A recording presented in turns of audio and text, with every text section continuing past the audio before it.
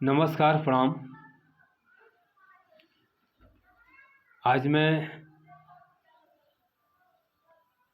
बिहार के कुछ ऐसे पत्रकारों के बारे में बात करना चाहता हूं, जो हमारे बिहार के शांति व्यवस्था को और आपसी संबंध को बहुत ही भयावह पूर्वक लाने में उनका बहुत ही योगदान है। यहाँ के शांति व्यवस्था को भंग करने की प्रयास की गई उनके पत्रकारिता के माध्यम से। किसी समाजवादी विचारधारा के नेता को टारगेट किया गया, बिहार को बदनाम करने की प्रयास की गई।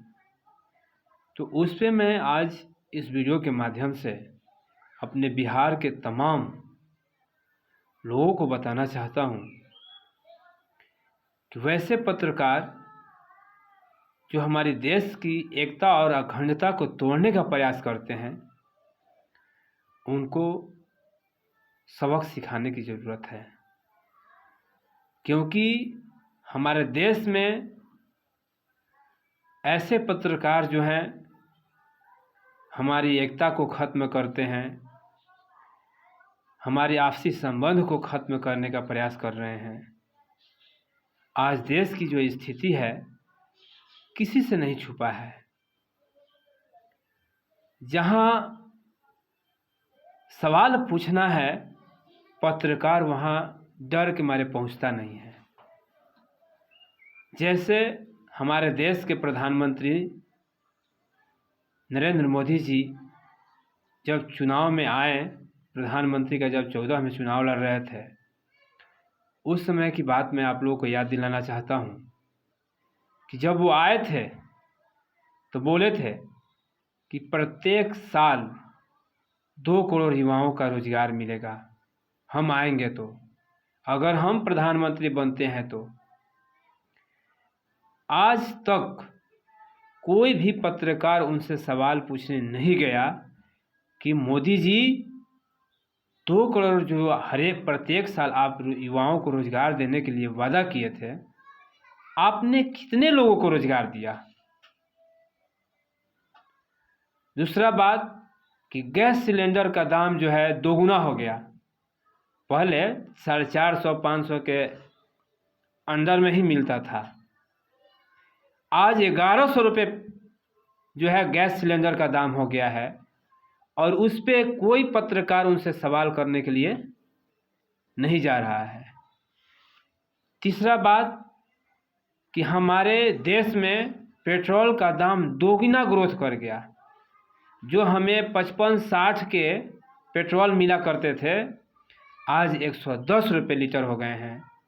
इससे कोई पत्रकार सवाल पूछने नहीं गया कि मोदी जी, अमित शाह जी, ऐसा क्यों हो रहा है, गैस सिलेंडर का दाम दोगुना क्यों बढ़ा, पेट्रोल का दाम दोगुना क्यों बढ़ा। कोई पत्रकार का हैसियत नहीं है कि उनके सामने जा कर के ये सवाल कर सके। लेकिन बिहार में मात्र 5 से 6 महीना अभी हुआ है, महागठबंधन का सरकार बना है।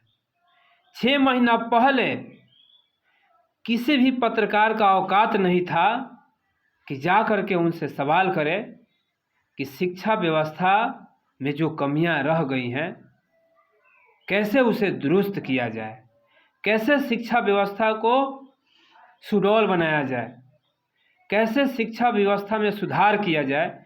किसी पत्रकार का हैसियत नहीं था पूछने के लिए, सवाल जवाब करने के लिए, क्योंकि उस समय बीजेपी का सरकार था।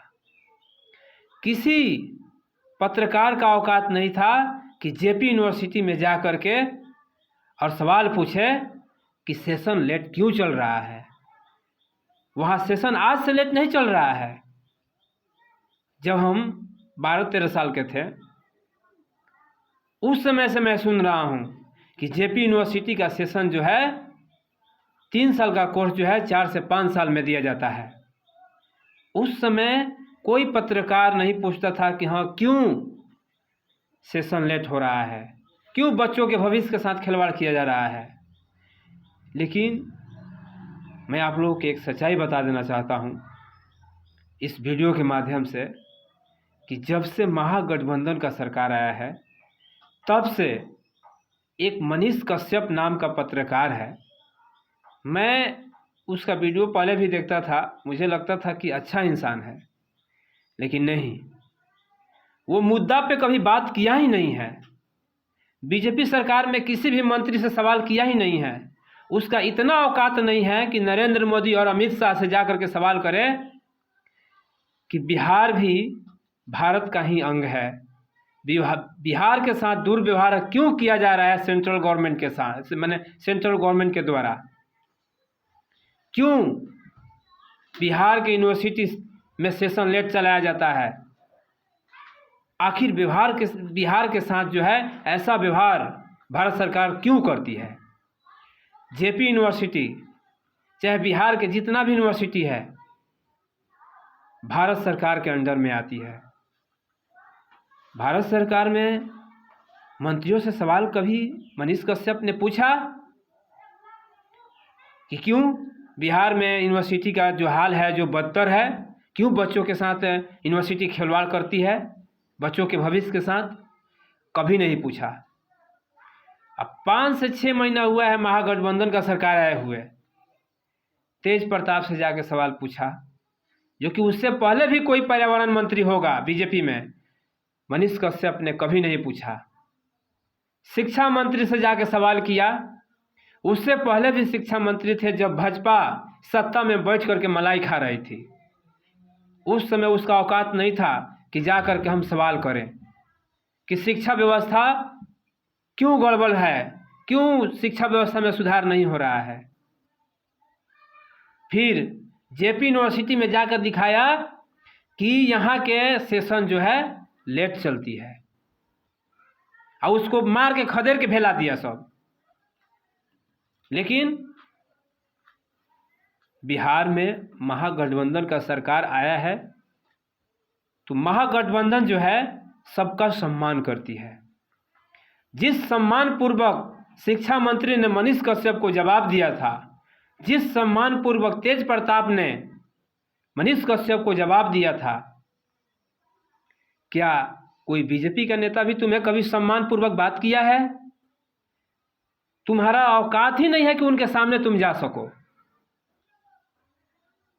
महागठबंधन सरकार का दिल बहुत बड़ा है कि तुम बात कर सकते हो, उनसे आंख में आंख डाल करके बात कर सकते हो, लेकिन बीजेपी के नेता के सामने तुम्हारा कोई हैसियत नहीं है कि तुम उनके आंख में आंख डाल करके बात कर सके हो। और सिखा रहे हो दुनिया को कि हम बिहार के मुख्यमंत्री बदल देंगे, बिहार में मुख्यमंत्री हम ही बनाएंगे। 2 कौड़ी का इंसान हो तुम, और तुम मुख्यमंत्री बनाने चले हो।